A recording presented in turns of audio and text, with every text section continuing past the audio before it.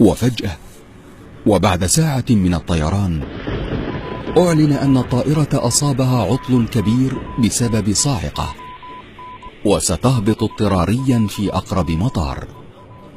توجه الطبيب إلى استعلامات المطار مخاطبا: أنا طبيب عالمي، كل دقيقة عندي تساوي أرواح أناس، وأنتم تريدون أن أبقى 16 ساعة بانتظار طائرة؟ أجابه الموظف: إذا كنت يا سيدي على عجلة يمكنك استئجار سيارة، فرحلتك لا تبعد عن هنا سوى 3 ساعات بالسيارة. رضي دكتور هشام على مضض، وأخذ السيارة وظل يسير. وفجأة تغير الجو، وبدأ المطر يهطل مدرارا، وأصبح من العسير أن يرى أي شيء أمامه، وظل يسير. وبعد ساعتين أيقن أنه قد ضل طريقه وأحس بالتعب. رأى أمامه بيتا صغيرا، فتوقف عنده وطرق الباب، فسمع صوت امرأة كبيرة تقول: تفضل بالدخول كائنا من كنت. فالباب مفتوح. دخل وطلب من العجوز المقعدة أن يستعمل هاتفها. ضحكت العجوز وقالت: أي هاتف يا ولدي؟ ألا ترى أين أنت؟ هنا لا كهرباء ولا هواتف، ولكن تفضل واسترح، وخذ لنفسك كوبا من الشاي الساخن، وهناك بعض الطعام، كل حتى تسترد قوتك.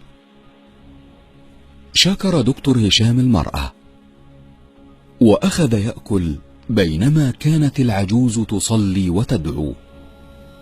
وانتبه فجأة إلى طفل صغير نائم بلا حراك على سرير قرب العجوز، وهي تهزه بين كل صلاة وصلاة. استمرت العجوز في الصلاة والدعاء طويلا، فتوجه إليها قائلا: والله لقد أخجلني كرمك ونبل أخلاقك، وعسى الله أن يستجيب لك دعواتك. يا ولدي، أما أنت فابن سبيل أوصى بك الله، وأما دعواتي فقد أجابها الله سبحانه وتعالى كلها إلا واحدة.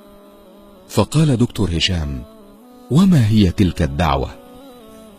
قالت: هذا الطفل الذي تراه حفيدي، يتيم الأبوين، أصابه مرض عضال عجز عنه كل الأطباء عندنا، وقيل لي إن جراحا كبيرا قادر على علاجه يقال له دكتور هشام، ولكنه يعيش بعيدا عن هنا، ولا طاقة لي بأخذ هذا الطفل إلى هناك، وأخشى أن يشقى هذا المسكين، فدعوت الله أن يسهل أمري.